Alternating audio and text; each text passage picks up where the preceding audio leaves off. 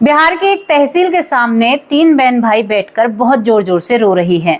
बहन अपने भाई से कह रही हैं कि भाई कोई बात नहीं, अब घर चलो, अब आगे कुछ भी नहीं हो सकता। तो वो भाई कहता है कि बहन, तुम्हारा ये लाचार भाई अपने माँ बाप का एक कीमती जो सामान था उसे नहीं बचा पाया और हमारे हाथों से सब कुछ चला गया। वो तीनों आपस में बहुत जोर जोर से रो रहे हैं। तभी तहसील के अंदर से पीसीएस अधिकारी आती हैं और उनकी बड़ी सी गाड़ी उनके पास आकर रुकती है और वो उस गाड़ी से उतरकर उन तीनों जनों को अपने गाड़ी में बिठा लेती है। दोस्तों, वहां पर वो तीनों बहन भाई उस अधिकारी को कुछ ऐसी बातें बताते हैं जिन्हें सुनकर अधिकारी भी हैरान और परेशान हो जाती है। आखिरकार तीनों बहन भाइयों से क्या लूट लिया गया था और क्यों एक इतनी बड़ी अधिकारी उन्हें अपनी गाड़ी में बिठाती है, ये सब कुछ क्या है, इस कहानी में क्या निकल कर आता है, दोस्तों ये सब कुछ आगे आपको जानना होगा और आपको काफी प्रेरणा ये स्टोरी देकर जाएगी। तो चलिए बिना देरी करते हुए वीडियो की तरफ चलते हैं। वीडियो की शुरुआत होती है कहानी की बिहार से होती है। बिहार में एक निखिल नाम का लड़का रहता है। निखिल नाम का लड़का, इसके माँ बाप नहीं है, इसकी दो बहन और होती हैं और निखिल अपने गांव में उसकी कुछ जमीन होती है उसके पिता की, जिस जमीन पर खेती बाड़ी करता है और अपनी बहनों का गुजारा करता है। दोस्तों, वो अपनी बहनों को अच्छी परवरिश दे रहा है और उसके बाद वो अपनी जिंदगी बहुत अच्छे से काट रहे हैं। अब एक दिन उनके घर के सामने एक बड़ी सी स्कॉर्पियो गाड़ी आकर रुकती है और उस गाड़ी से कुछ दबंग लोग निकलते हैं और वो निखिल को अपने पास बुलाते हैं।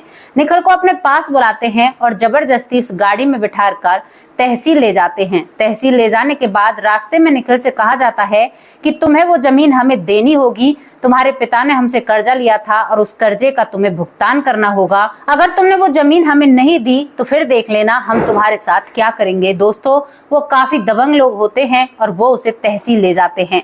वहां पर निखिल रो रहा है, कई बार उन लोगों से कहता है कि अरे भैया, मेरे पास तो यही है, इसी से मेरी बहनों का और मेरा गुजारा चलता है, हमारा पेट इसी जमीन से भरता है और मुझे अपनी बहनों की शादी भी करनी है। लेकिन वो लोग निखिल को धमकाते रहते हैं और उसके साथ बदसलूकी करते हैं, उसकी बहनों के बारे में भी अनाप शनाप बातें करते हैं। तो निखिल अपने ऊपर तो डरता नहीं है, लेकिन जब बहनों की इज्जत पर बात आती है तो निखिल चुप पड़ जाता है। अब इसके आगे दोस्तों कागज कार्रवाई होने लगती है। निखिल को पीसीएस अधिकारी के सामने पेश किया जाता है उन लोगों के जरिए। तो वहां पर एक तेज तर्राट कीर्ति नाम की पीसीएस अधिकारी होती है जो कि वहां के कागज कार्रवाई देखती है। तो उसके सामने जैसे ही निखिल जाता है तो वो निखिल को देखकर थोड़ी सी हैरान और परेशान हो जाती है, क्योंकि निखिल की आंखें लाल हुई थी और वो ऐसा लग रहा था कि मानो जाने कितना रोया है। अब यहाँ पर जो कीर्ति मैडम होती है वो कहती है कि क्या आप अपनी जमीन इन लोगों को बेचना चाहते हैं। तो यहाँ पर निखिल कह देता है कि हाँ मैडम, मैं अपनी जमीन इनको बेचना चाहता हूँ। उसके बाद कीर्ति मैडम कहती है क्या कोई जोर जबरदस्ती या कोई दबाव तो नहीं है। तो यहाँ पर निखिल थोड़ा सा चुप पड़ जाता है, लेकिन फिर दबी सी आवाज में कहता है कि नहीं मैडम, कोई जोर जबरदस्ती नहीं है, कोई दबाव नहीं है। इसके बाद दोबारा से तिबारा से कीर्ति मैडम कहती है कि क्या ये लोग तुम्हें पैसे पूरे दे रहे हैं। तो निखिल इस बात की भी हामी भर लेता है और उसकी आंखों से आंसू टपक कर जो मैडम बैठी हुई है उसकी टेबल पर गिर जाते हैं। अब जिस मैडम को पहले से शक हो रहा था, अब ये देखकर वो और भी ज्यादा हैरान हो जाती है और वहां पर कई बार निखिल को पूछने की कोशिश करती है, लेकिन निखिल कुछ भी उस मैडम को नहीं बताता है। अब यहाँ पर उन चीजों को तवज्जो नहीं दी जाती है दोस्तों, केवल निखिल के बयानों को तवज्जो दी जाती है और यहाँ पर कागज कार्रवाई आगे चलने लगती है। निखिल को ऑफिस से बाहर भेज दिया जाता है और जो लोग दबंग थे निखिल को अपने साथ लेकर आए थे, जो उसकी जमीन को ले रहे थे, अब उनके बयान लिए जाते हैं। तो कीर्ति मैडम उनसे भी कहती है क्या तुम इनसे जमीन खरीद रहे हो, तो कितनी इनकी जमीन है। तो वो लोग कह देते हैं कि अरे मैडम, थोड़ी सी जमीन है, ज्यादा नहीं है, 4 बीघे जमीन है जिसे हम दे रहे हैं। तो यहाँ पर कागजों में जमीन कुछ और थी और वो लोग जमीन का एरिया कुछ और बता रहे थे। तो मैडम को शक हो जाता है, लेकिन मैडम यहाँ पर कुछ नहीं कर सकती थी। दोस्तों, निखिल की जो जमीन होती है वो उन लोगों के नाम चली जाती है और यहाँ पर ये मामला यहीं थम जाता है। वो लोग अपनी गाड़ी, बड़ी सी गाड़ी में बैठकर गांव में निकल जाते हैं और निखिल को उसी तहसील में छोड़ देते हैं और निखिल तहसील से बाहर निकलकर एक पेड़ के नीचे बैठकर बहुत जोर जोर से रोने लगता है और अपने सर में हाथ मारने लगता है। जब वो दबंग लोग गांव में पहुंचते हैं तो वहां पर निखिल की जो 2 बहनें थी उन्हें पता चलता है कि ये लोग तो आ गए हैं। वो दोनों बहनें सोचती हैं कि हमारे भाई अभी तक क्यों नहीं आए, काफी वक्त हो गया है, तो दोनों बहनें तहसील की तरफ निकल जाती हैं। और जैसे ही दोनों बहन तहसील के सामने पहुंचती हैं तो अपने भाई को उदास और हताश देखकर दोनों बहनें दूर से ही रोने लगती हैं। तीनों बहन भाई गले मिलकर खूब रोते हैं और दोस्तों वहां पर भीड़ जमा होने लगती है। तभी कुछ लोग कहते हैं कि अरे भाई तुम इतना क्यों रो रहे हो? तो वो बहनें कह देती हैं कि कुछ नहीं है अंकल, हमारा कुछ जरूरी जमीन थी जो हमारे हाथों से निकल गई। तो वो अंकल कहता है कि अरे भाई यहाँ पे तो जमीन का ही काम चलता है, ऐसा रोज का काम है। और वहां से वो भीड़ भी छट जाती है। अब तीनों बहन भाई एक दूसरे के आंसू पहुंचते हैं। बहन अपने भाई को समझाती हैं कि भैया क्या हुआ, आगे देखेंगे, आगे कमाएंगे। वो दबंग लोग थे, हम उनसे टक्कर नहीं ले सकते थे, कोई बात नहीं, हमारी जमीन चली गई है, अब तुम घर तो चलो, शाम हो गई है, क्या रात भर यहीं पर रहने का इरादा है? हम भी तुम्हारे साथ हैं, हम कैसे रात को गुजारेंगे यहाँ पर।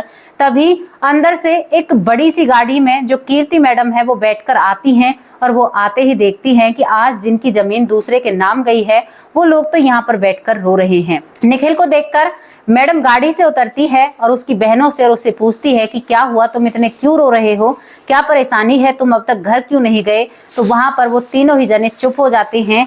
लेकिन उसके बाद जो निखिल की सबसे छोटी बहन होती है वो एकदम चहक कर बोलती है और कहती है कि मैडम क्यों ना रोए, हमारी जमीन जबरदस्ती उन गुंडों ने हड़प ली है, पूरे गांव में उनका यही मैटर होता है। तो जैसे ही कीर्ति मैडम ये बात सुनती है तो उनको वहीं पर चुप कर देती है और उनसे कहती है कि तुम यहाँ से थोड़ा आगे आओ, मैं तुम लोगों को अपनी गाड़ी में बिठाऊंगी। क्योंकि दोस्तों कीर्ति मैडम एक सरकारी महकमे में काम करती थी, तो वो हर चीज से वाकिफ थी कि कुछ लोग दबंग होते हैं तो उनकी जानकारी कितनी होती है। शायद इस तहसील में भी कोई उनका जानकार हो और कहीं उन्हें ना बता दे कि मैं इन लोगों की मदद कर रही हूँ।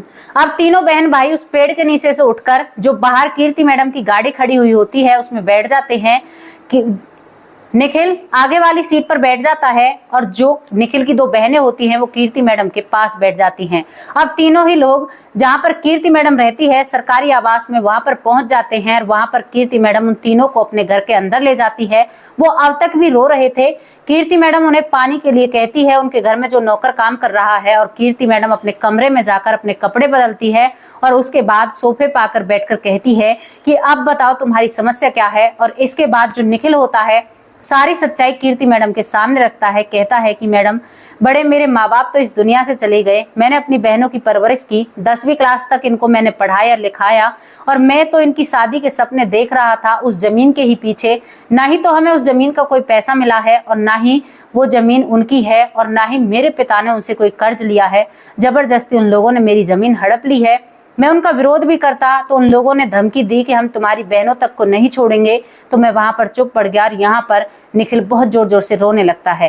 कीर्ति मैडम उन्हें चुप करती और कहती है कि मैं तुम्हारे साथ हूँ। और यहाँ पर कीर्ति मैडम एक समाधान निकालती है और इन तीनों बहन भाइयों को ले जाकर एसडीएम मैडम के पास ले जाती है, जो कि एक महिला अधिकारी थी।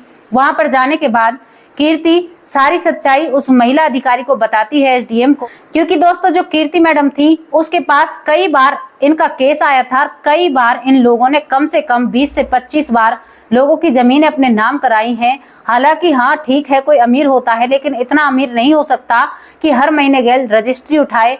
तो यहाँ पर कीर्ति मैडम को पहले से ही शक था और जो एसडीएम मैडम थी वो काफी दिनों से इंतजार कर रही थी इन लोगों के खिलाफ एक्शन लेने का, और आज उनके सामने मौका भी है और दस्तूर भी है। यहाँ पर जो एसडीएम मैडम होती है वो इन तीनों बहन भाइयों को समझाती और कहती है कि क्या तुम लोग उनके खिलाफ गवाही देने के लिए तैयार हो? तो यहाँ पर जो निखिल होता है वो कह देता है कि नहीं मैडम, मैं गवाही कैसे दे सकता हूँ, मेरी दो जवान बहन है, अगर इनकी इज्जत पर और मान मर्यादा पर कोई बात आ गई तो मैं किसको मुंह दिखाऊंगा, क्या करूंगा मैं उस जमीन का, मैं ऐसा नहीं कर सकता। निखिल यहाँ पर डर जाता है। लेकिन जो एसडीएम मैडम होती हैं वो निखिल को समझाती और कहती है कि हम तुम्हारी बहन को पूरी सेफ्टी से रखेंगे और अपने पास ही रखेंगे और इन्हें कोई नौकरी भी दिलाएंगे, इससे आगे इनका कोर्स कराएंगे, इनकी जिम्मेदारी अब तुम हम पर छोड़ दो। अगर हम कोई नौकरी करते हैं तो इनका खर्चा तो हम उठा ही सकते हैं। और दोस्तों एसडीएम मैडम पूरा सपोर्ट करते हुए, निखिल का साथ देते हुए उनकी बहनों को आगे कोर्स करने के लिए शहर भेज देती हैं।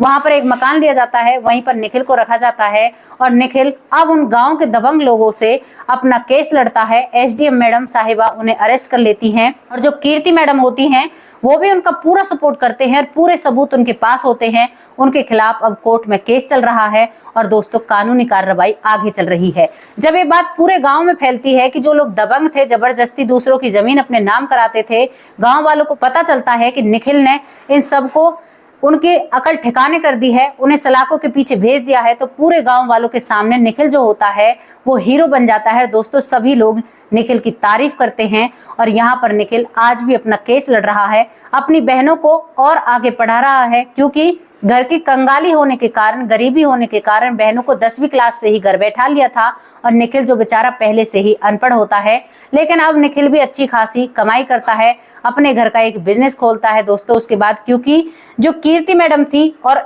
एसडीएम मैडम थी वो दोनों ही निखिल को सपोर्ट करती हैं, पैसों से भी और हर तरीके से भी। और निखिल की जिंदगी अब यहाँ पर और भी ज्यादा बदल जाती है, क्योंकि तीनों बहन भाई अब शहर आ चुके थे और शहर की जिंदगी वो तीनों बहन भाई जी रहे हैं। और एसडीएम मैडम ने उनको वादा दिया है कि तुम्हारी बहनों का कोई बाल तक भी नहीं छू सकता जब तक मैं जिंदा हूं। तो दोस्तों यहाँ पर 2 सरकारी अधिकारी महिलाओं ने इतना अच्छा काम किया था कि जो भी उनके बारे में सुनता बस उनकी तारीफ करते ही बनता है। तो आप और हम भी छोटी सी तारीफ कर सकते हैं, उनके लिए कुछ शब्द लिख सकते हैं। अगर हर सरकारी अधिकारी अपना काम ईमानदारी से और अच्छे से करे तो शायद हमारे देश में ऐसा कुछ भी नहीं होगा, लोग काफी अच्छे तरीके से रहेंगे और लोगों के बीच में एक दूसरे के प्रति बहुत प्यार रहेगा। ऐसे दबंगों को बिल्कुल भी बर्दाश्त नहीं किया जाएगा, चाहे वो कितना भी दबंग हो। लेकिन हमारे कानून के हाथ बहुत लंबे होते हैं और कानून सबके लिए एक समान होता है, कानून किसी को गरीब या अमीर नहीं देखता। कैसी लगी आप लोगों को स्टोरी, आप अपनी राय कमेंट बॉक्स में रख सकते हैं। कल फिर हाजिर होंगे किसी सच्ची और अच्छी स्टोरी के साथ। और दोस्तों ये कहानी सत्यता पर आधारित है, ये सच में ही 2 मैडमों ने ऐसा काम किया था कि जिनकी तारीफ करनी तो बनती है। जय हिंद, जय भारत।